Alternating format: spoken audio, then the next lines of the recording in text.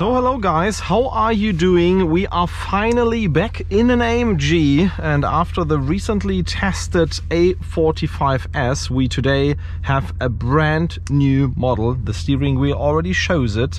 This is the new E63s model year 2021. Very cool how they integrated those knobs here, even better than in the previous version. Also those lines with the touch buttons on there work better than I expected. Nice feeling Alcantara steering wheel, of course, and some nice and huge paddle shifters. But of course what we want to do now is check out how fast the car really is. It has same horsepower as the previous version, so I don't expect it to be faster with the latest regulations, but we will be using the drift box, finding out how fast it goes to 100, and of course also the very important number 100 to 200. The only car that we tested this year in this league was the Audi RS6, and the Audi RS6 did an 8.1 seconds 100 to 200, but of course you have to remember that that car had 22-inch wheels, where this car has only 20-inch. But without further talking, we will put it in race, we will put the traction control into the sport handling mode, and we will put it into the manual mode, I think, in order to engage the launch control. I don't even know if we have to get to the manual mode. Just found out that you don't have to be in the manual mode, but we have the traction control in the sport mode, and that means already launch control is available, or race start as they call it at Mercedes. Let's see how fast it goes.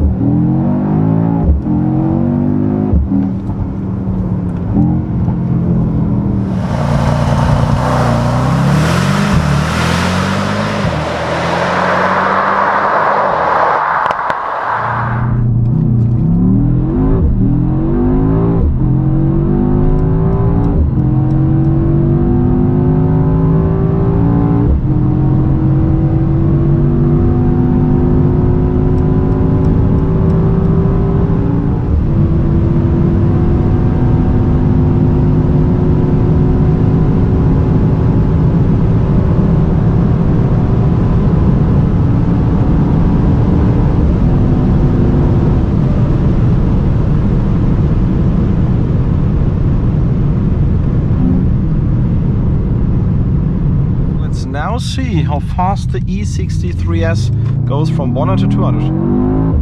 Whoa, what an amazing power.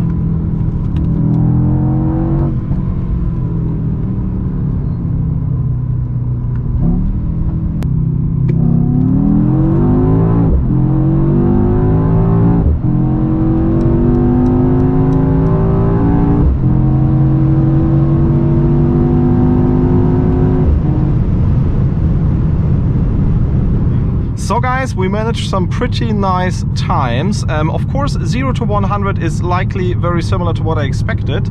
We did a 3.3 seconds, which I think is pretty darn fast for such a big saloon. With the race start, you can really feel once the tires are warm, the time is getting even better, and that number is really reproducible.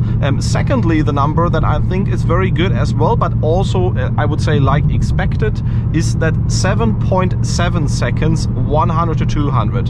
That is really, let's say, those 4/10 faster at least than the Audi RS6, but I would say that is like expected because this car runs on smaller wheels and has more aerodynamic shape, is a bit lighter than the RS6, so that makes a lot of sense that this is also, let's say, almost half a second faster, 0 to 200, and of course also on the 100 to 200 time, at least those 3 to 4/10 faster that you can manage.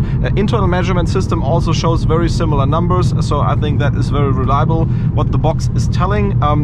Subjective pull of the car is very nice. Also the sound, specifically once you're driving at slower speeds, I think is pretty cool as well. I have not expected that. Of course it's really enhanced on the inside, but nevertheless I think it makes a good feeling. This still is a true E63 car, and it's a true AMG car with that V8 engine under the bonnet. Last but not least, I would talk about the suspension. The previous generation, or the pre-facelift, pre-MOPF E63s was always a bit on the harsh side, a bit too sporty, and yet, yes, it had the track times that were fighting the BMW M5, but nevertheless, I think it was a bit too sporty. This car actually is a lot more comfortable once you put it in comfort, and that, let's say, stretch from comfort to track performance is a lot better. Also, interior quality is now what you would expect from an E-Class. I would also say that the, let's say, pre-facelift was not always on spot there with the quality, and therefore I think, yeah, overall it's a pretty nice car, and I'm looking forward to drive it even more. So let's have some more fun with the car on the country roads. You will hear the pure sound, of course, as well. It doesn't sound as bad as you would think. Eurospeed Lausitz, I was just saying, and we will get off the Autobahn here, but accelerate one more time. Hear that nice V8. And harsh on the brakes. Downshift. Sounds very nice. I was not even in a race, so you can already hear how good it really is.